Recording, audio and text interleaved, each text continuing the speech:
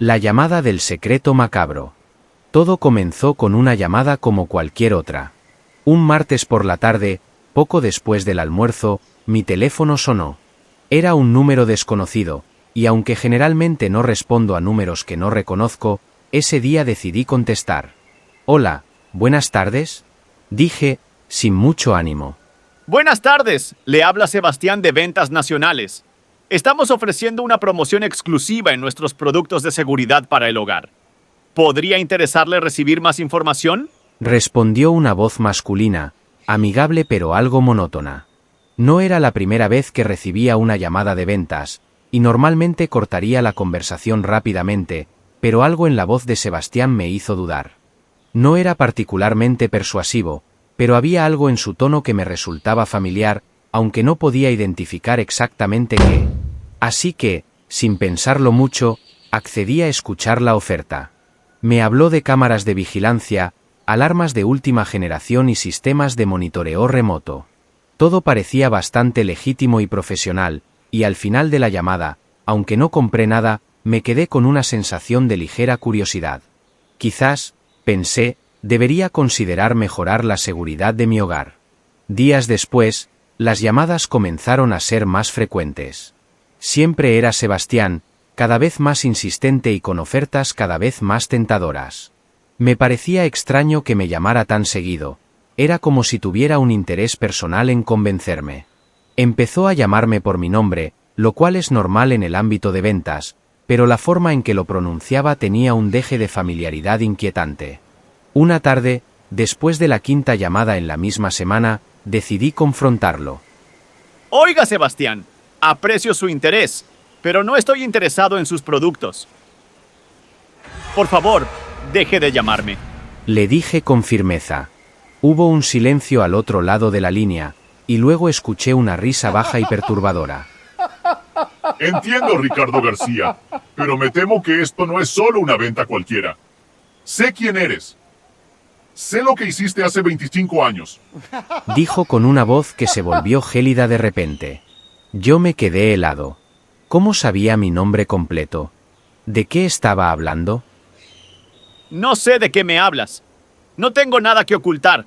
Respondí, tratando de sonar seguro. ¿De verdad? Entonces, no te importará que le cuente a todo el mundo lo que sucedió el verano de 1998 en la cabaña, ¿verdad? Dijo Sebastián, y mi corazón se detuvo. Sabía exactamente a qué se refería. El verano pasado, en una cabaña alejada, había ocurrido algo terrible. Algo que había jurado nunca revelar. ¿Cómo sabes eso? ¿Quién eres? Pregunté, sintiendo el pánico empezar a apoderarse de mí. Eso no importa. Lo que importa es que tienes un secreto que podría destruirte, Ricardo. Y yo puedo revelar ese secreto en cualquier momento, ¿sabes? No fue tan difícil encontrar todo sobre ti. Con un poco de esfuerzo, cualquiera puede descubrir lo que escondes. Las palabras de Sebastián resonaban en mi mente. El verano pasado había sido una pesadilla. Fui a esa cabaña con un grupo de amigos, y lo que se suponía iba a ser un fin de semana de diversión se convirtió en una tragedia. En una noche de copas y juegos imprudentes, hubo un accidente. Un accidente que dejó a una persona muerta. Todos decidimos encubrirlo, aterrados por las consecuencias legales y sociales.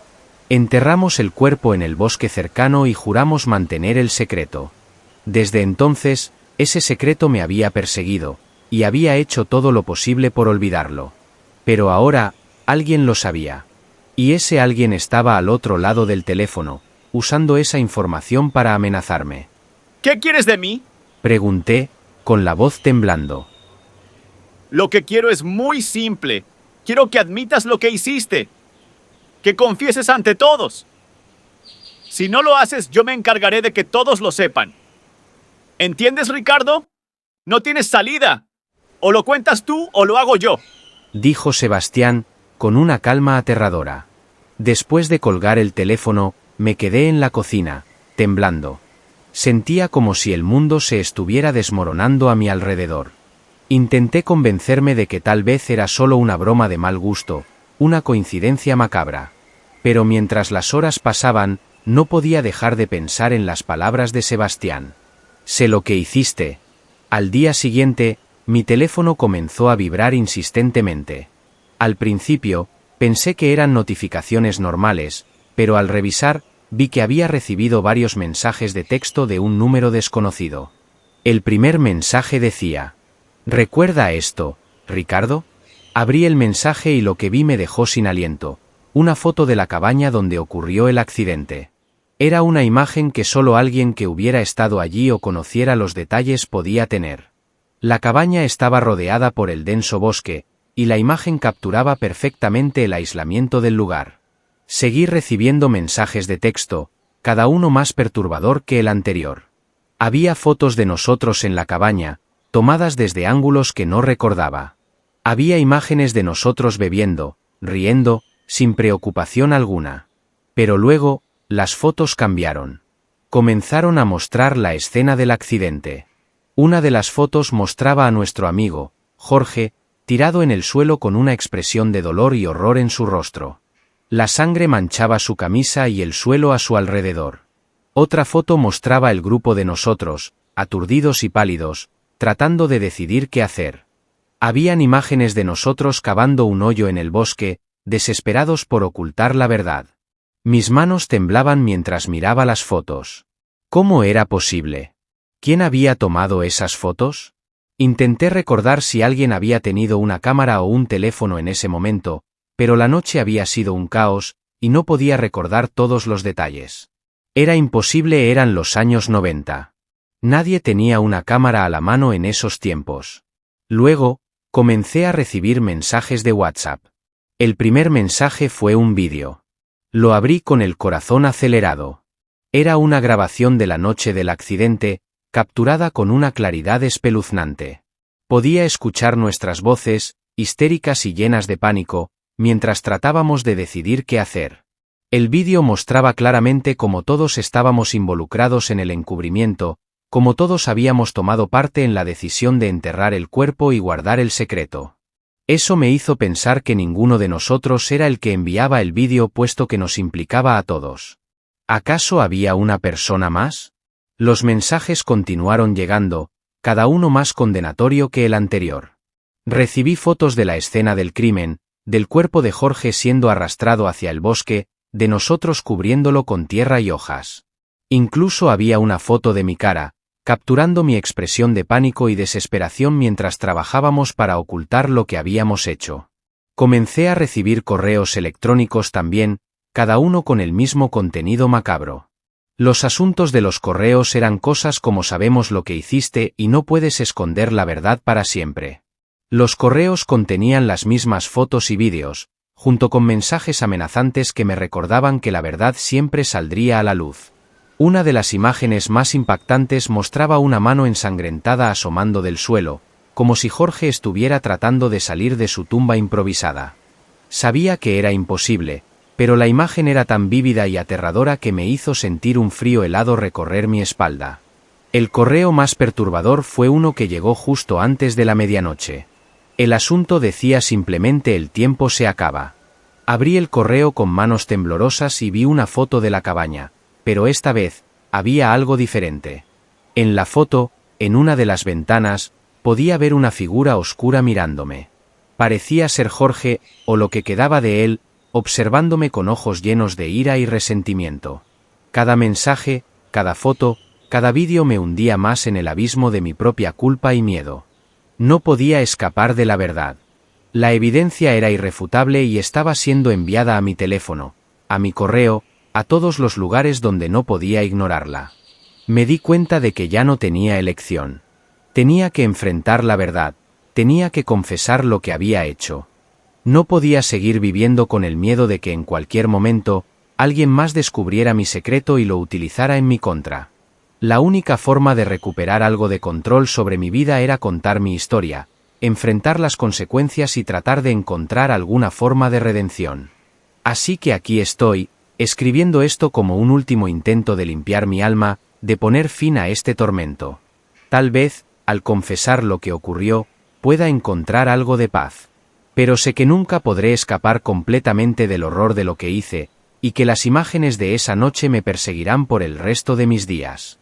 Al día siguiente, decidí que no podía seguir viviendo con la sombra de la culpa y el miedo. Me dirigí a la estación de policía para confesar todo. Pensé que lo más sensato era admitir mi responsabilidad y luego buscar el apoyo de un buen abogado, ya que un gran escándalo podría haber empeorado la situación para todos nosotros. Antes de salir de casa, envié un discreto mensaje a un grupo de WhatsApp de la promoción con mis amigos involucrados en el incidente. Escribí: ¿alguien más ha recibido mensajes sobre nuestro verano de fin de siglo? Mi corazón latía con fuerza mientras esperaba respuestas. No pasaron ni 5 minutos antes de que comenzaran a llegar llamadas de todos los implicados. Cada uno de ellos estaba igual de asustado y desconcertado. Sin entrar en detalles, todos me confirmaron que habían recibido mensajes similares. Fotos, vídeos y amenazas que revelaban nuestro oscuro secreto. Algunos estaban tan aterrorizados como yo por el escándalo potencial que podría desatarse. La mayoría estaba de acuerdo en que lo mejor era confesar antes de que las cosas empeoraran. Ellos también estaban decididos a enfrentar la verdad y soportar las consecuencias. Llegué a la oficina de la policía con un nudo en el estómago. Me recibió un oficial de mirada seria y me llevó a una pequeña sala de interrogatorios. Ahí, con voz temblorosa, comencé a contar todo lo que ocurrió en la cabaña: el accidente, el pánico que nos llevó a encubrirlo y la decisión de enterrar el cuerpo de Jorge en el bosque. Mientras hablaba, la puerta de la sala se abrió y entró Marcos, uno de los amigos que había estado conmigo en la cabaña. Su rostro estaba pálido y sus manos temblaban visiblemente. Me miró con ojos llenos de terror y angustia. Ricardo, he venido tan pronto como pude, dijo, con voz quebrada. Me contó que los mensajes también le habían llegado a su celular, pero lo peor era que su esposa los había visto antes que él. Ella no sabía nada del incidente y la confrontó, horrorizada por lo que había descubierto. Marcos estaba desesperado, temiendo no solo el escándalo público, sino también las consecuencias personales y familiares que tendría su confesión. No sé cómo Sebastián lo supo ni por qué decidió amenazarnos de esta manera, dije, mirando al oficial. Pero su llamada me empujó a enfrentar la verdad. No puedo seguir viviendo con este peso sobre mis hombros. El oficial me escuchó pacientemente, tomando notas mientras Marcos y yo detallábamos la secuencia de eventos que condujeron a la tragedia.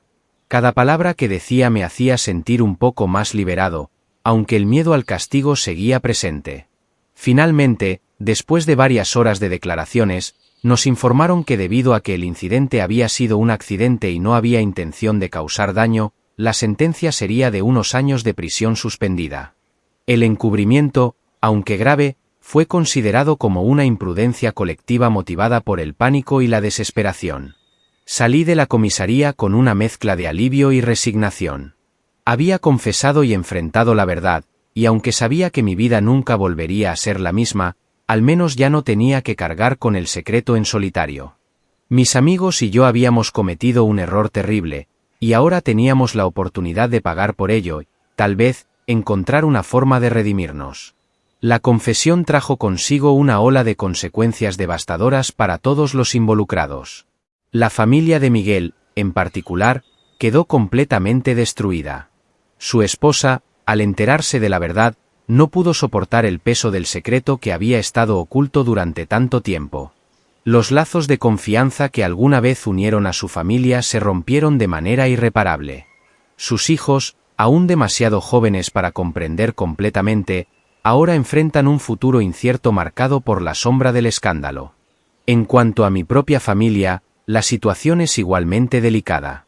Mi matrimonio aún pende de un hilo, sostenido solo por el frágil engaño de la ignorancia.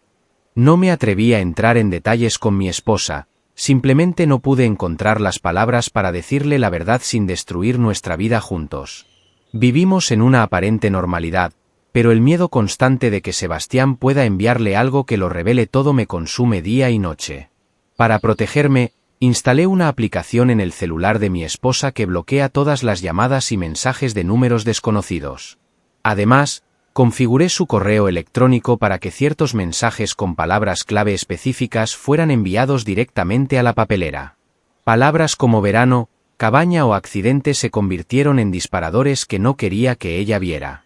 Es una medida desesperada, pero es lo único que se me ocurrió para intentar mantenerla al margen de todo este caos. Cada vez que su teléfono suena o recibe una notificación, mi corazón se detiene por un momento, temiendo que sea la temida revelación. Vivo con la constante preocupación de que algún día Sebastián pueda encontrar la manera de llegar a ella, de exponer la verdad de una forma que no pueda controlar. Espero, contra toda esperanza, encontrar una manera de contarle la verdad de una forma que pueda comprender y, tal vez, perdonar. Cada día busco las palabras adecuadas, la forma menos dolorosa de revelarle el secreto que amenaza con destrozar nuestra vida juntos. Mientras tanto, me esfuerzo por mantener una fachada de normalidad, aferrándome a la débil esperanza de que algún día podamos superar esto y reconstruir nuestra vida a partir de las cenizas de esta tragedia. Ahora, escribo esto como una advertencia. No importa cuán bien creas haber enterrado un secreto, siempre hay alguien que puede descubrirlo. Y cuando lo hacen, es mejor enfrentarlo que vivir con el miedo y la culpa que te corroen desde adentro. La llamada al call center. Me llamo Nancy, tengo 30 años y soy estudiante de psicología.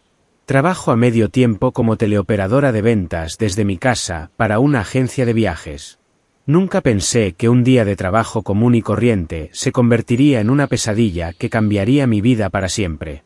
Todo comenzó una tarde como cualquier otra. Estaba ofreciendo un paquete de viaje promocional cuando la computadora asignó a mi siguiente cliente, Walter Belcebú.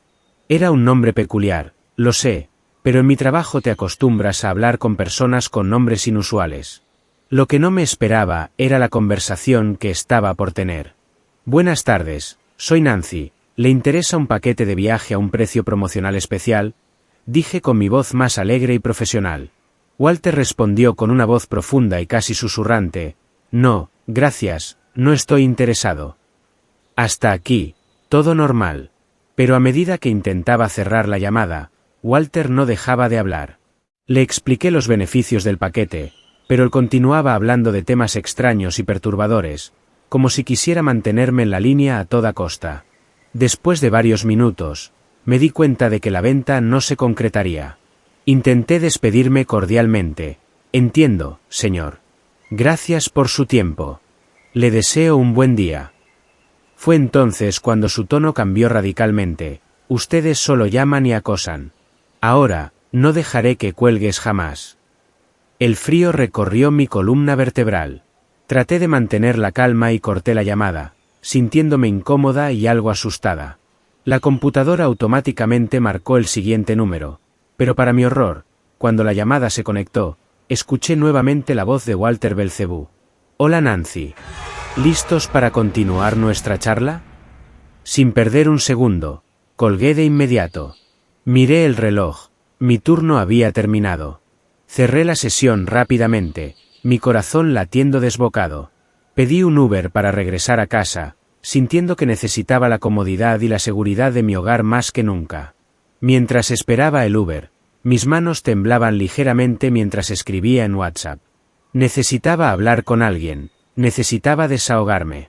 Empecé a escribirle a mi mejor amiga, Clara, contándole brevemente lo que había pasado. Trataba de contener mi miedo, pero las palabras salían torpes y desordenadas en la pantalla de mi teléfono. Escribí, amiga, me pasó algo muy raro con una llamada. Creo que es mejor que te lo cuente por teléfono. Estoy angustiada. Mis dedos apenas podían seguir el ritmo de mi mente acelerada. Cada segundo que pasaba, sentía la urgencia de escuchar una voz familiar y reconfortante. El Uber llegó y me subí rápidamente, agradecida por la presencia de otra persona, aunque fuera un desconocido. Miré al conductor, un hombre mayor con aspecto tranquilo, y le dije mi PIN de seguridad. Sentí un leve alivio al saber que pronto estaría en un lugar seguro. Mientras el auto avanzaba por las calles iluminadas por las farolas, decidí llamar a Clara. Necesitaba escuchar su voz, sentir que todo esto no era más que una serie de coincidencias desafortunadas. Marqué su número, esperanzada de que ella me escuchara y me ayudara a calmarme. El tono de llamada sonaba, y por un momento, sentí que la normalidad estaba a punto de regresar. Pero cuando la llamada fue respondida, no fue la cálida voz de Clara la que escuché. En su lugar, una voz profunda y perturbadora resonó a través del altavoz. Hola, Nancy. Gracias por llamarme. Continuemos nuestra conversación. Viajando en Uber, vas a estar más tranquila para conversar. El terror me invadió como una ola gélida que recorrió mi cuerpo. ¿Cómo era posible que él supiera que estaba en un Uber? ¿Cómo podía haber interceptado la llamada? La mente se me llenó de preguntas y de una sensación de vulnerabilidad extrema. Corté la llamada de inmediato, mis manos temblando tanto que casi dejé caer el teléfono. Miré alrededor del Uber, sintiéndome observada y completamente desprotegida. Cada sombra, cada reflejo en las ventanas me parecía una amenaza. El conductor, ajeno a mi pánico, conducía tranquilamente, pero yo me sentía atrapada en una pesadilla de la que no podía despertar. El miedo se apoderó de mí completamente. ¿Estaba siendo seguida? ¿Era todo esto una broma de mal gusto o algo mucho más siniestro? Mi respiración se volvió rápida y superficial, y me agarré al asiento, tratando de controlar el pánico que me consumía. Llegué a casa sintiéndome desconectada de la realidad, como si todo lo que había sucedido fuera parte de un sueño oscuro del que no podía despertar. Llegué a casa tan rápido como pude, y me sentí aliviada al ver a mi madre. Le conté todo lo que había sucedido, esperando que ella pudiera tranquilizarme, pero en su lugar, la preocupación se apoderó de su rostro. No sabía qué estaba pasando, pero sabía que no era algo bueno. Esa noche, no pude dormir. Cada vez que cerraba los ojos, escuchaba la voz de Walter Belcebú, y sentía que, de alguna manera, él siempre estaba ahí, observándome. Mi madre, con la preocupación claramente reflejada en su rostro, me miraba con una mezcla de miedo y confusión. Sabía que algo no estaba bien y, aunque trataba de mantenerse fuerte por mí, podía ver el pánico en sus ojos. Nancy, creo que deberíamos llamar a la policía y contarles todo lo que ha pasado, me dijo con una voz temblorosa pero decidida. Su mano firme sobre mi hombro me transmitía un poco de seguridad. Asentí en silencio, sintiendo un nudo en la garganta. Con las manos temblorosas, tomé mi teléfono y marqué el número de emergencia. Cada segundo que el tono de llamada sonaba ocupado se me hacía eterno, y la ansiedad crecía dentro de mí como una ola imparable. Finalmente, la línea se conectó y alguien respondió. ¿Policía? Necesito ayuda urgente. Logré decir con voz temblorosa, tratando de mantener la compostura mientras empezaba a explicar la situación. Pero antes de que pudiera continuar, la voz al otro lado de la línea me interrumpió con una frialdad escalofriante. Nancy, soy yo, Walter. Tranquila, creo que hay un malentendido. Solo quiero tu amistad. El sonido de su voz fue como un golpe helado que me paralizó por completo. Sentí que el mundo se desmoronaba a mi alrededor, y la desesperación se apoderó de mí. No entendía cómo era posible que él estuviera en la línea de la policía, cómo podía saber que era yo quien llamaba. El miedo me invadió, haciendo que mi corazón latiera con fuerza desbocada. Apenas consciente de mis propios movimientos, colgué la llamada de inmediato, como si ese simple acto pudiera alejar el terror que se cernía sobre mí. Mis manos, ahora sudorosas y temblorosas, apenas podían sostener el teléfono. Miré a mi madre, los ojos llenos de lágrimas y el rostro pálido. Sentí que mis piernas se debilitaban, y antes de darme cuenta, me desplomé en sus brazos, incapaz de contener el torrente de emociones que me abrumaba. Lloré desconsoladamente, dejando que el miedo y la frustración salieran en forma de sollozos desgarradores. Mi madre me abrazó con fuerza, sus manos cálidas y reconfortantes en mi espalda, tratando de calmarme. Tranquila, hija. Estoy aquí contigo. Todo va a estar bien, me susurraba, aunque podía notar la preocupación en su voz. Sabía que estaba tan asustada como yo, pero trataba de ser fuerte por las dos. Cada lágrima que caía era una mezcla de miedo, impotencia y una profunda sensación de vulnerabilidad. No entendía cómo Walter podía tener tanto control, cómo podía saber tanto sobre mí y estar siempre un paso adelante. En ese momento, me sentí completamente indefensa, atrapada en una pesadilla de la que no podía escapar. Mamá, era él, era Walter, le dije entre sollozos. Mi madre, tratando de mantener la calma, me abrazó con fuerza y me dijo, tranquila, hija, Llamaré a la policía desde mi teléfono. Con manos temblorosas, mi madre tomó su teléfono y marcó el número de emergencia. La tensión en el ambiente era evidente. El sonido del timbre resonaba en la habitación como un eco de nuestra creciente ansiedad. Cuando finalmente alguien respondió, una voz femenina, clara y profesional, contestó al otro lado de la línea. Emergencias, ¿en qué puedo ayudarles? La simple formalidad de su tono me hizo sentir un pequeño rayo de esperanza.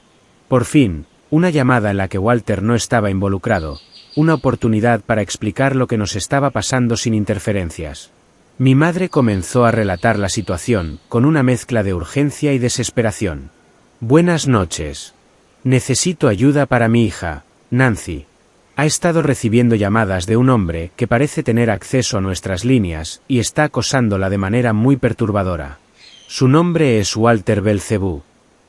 Mientras hablaba, yo observaba su rostro, buscando consuelo en su determinación, sintiendo que quizás, finalmente, estábamos haciendo algo que podría detener esta pesadilla.